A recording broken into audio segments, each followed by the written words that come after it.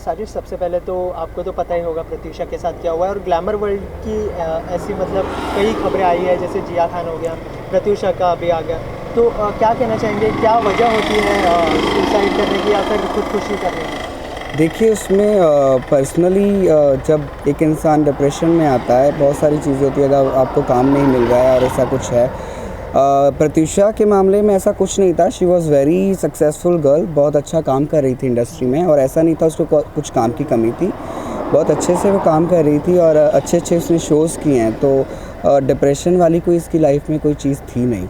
तो जहाँ तक मुझे पता है, बहुत अच्छी फ्रेंड थी, तो मुझे बताती रहती थी कि हाँ उसको जो भी काम ऑफ़र्स हो रहे थे, शोज़ ऑफ़र्स हो रहे थे, तो डिप्रेशन वाला कुछ उसकी लाइफ में ऐसा था नहीं।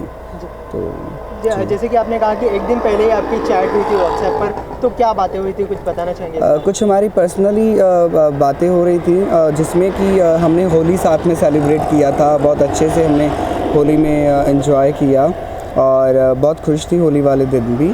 और जैसे कि एक दिन पहले ही उसने मुझे मैसेज करके अपनी होली की पिक्चर्स मंगवाई थी। तो कहीं लग ही नहीं रहा था कि ये सब कुछ होने वाला है। अगर ऐसा कुछ होता तो हमें पहले पता लग जाता कि हाँ ठीक है, वो डिप्रेशन में है। जबकि कोई डिप्रेशन में होता है तो वो अपनी होली की पिक्चर्स मंगा के नहीं देखता। और उसने स्पेशली मुझे फ़ोन किया कि साजिश, I need my pictures of Holi, please send me. और 1:30 बजे तक उसने मुझसे चैट भी की थी।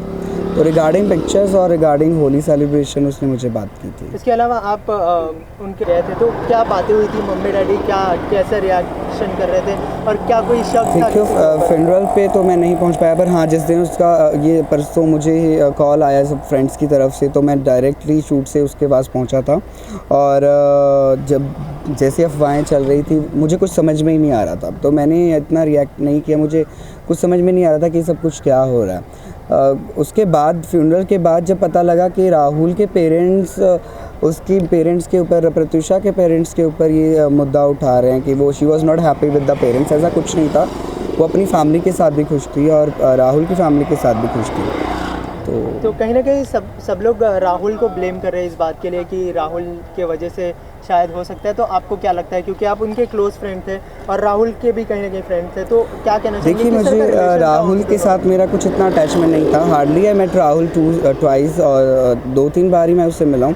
पर हाँ, प्रत्यूषा मेरे से अपनी 1.5-2 साल से हम अच्छे फ्रेंड्स थे, तो मेरे से हमेशा वो कुछ ना कुछ बातें शेयर होती रहती थी। मेरा जैसे कि मेरा लास्ट टू लास्ट ये फैशन शो में शी वॉज शो स्टॉपर, तो तब से लेके अब तक उसने मुझे हमेशा बताती रहती थी कि क्या अप्स एंड डाउन्स हो रहे हैं उसकी लाइफ में।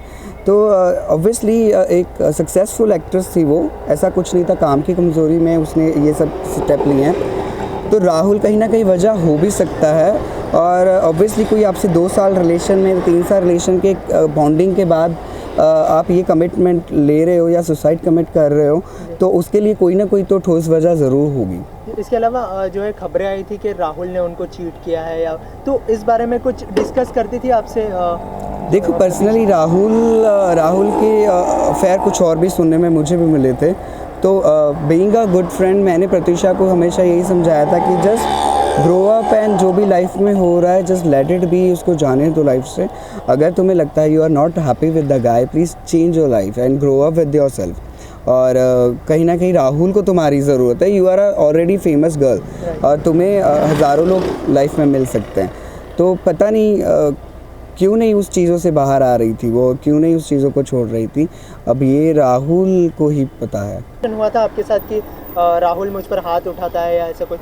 देखिए राहुल और प्रत्यूषा के जो रिलेशन थे, लॉन्ग टर्म्स के रिलेशन थे। ऐसा नहीं था कि 1-2 महीने का रिलेशन था, तो उसमें ये चीज़ें नहीं होती। जब आप एक लंबे समय से साथ में रिलेशनशिप में हो, छोटी छोटी बातों पे झगड़े या मारपीट ये एक कपल में होता है, सब कपल्स में होता है। तो पर्सनल लाइफ में उनके आपस में झगड़े थे, वो सबको मालूम है। कभी लड़ाई की बात पे वो मुझे भी बोलती थी कि आई एम अपसेट, तो पता लगता था कि हाँ obviously this is the only reason कि उसका राहुल से झगड़ा हुआ है फिर से।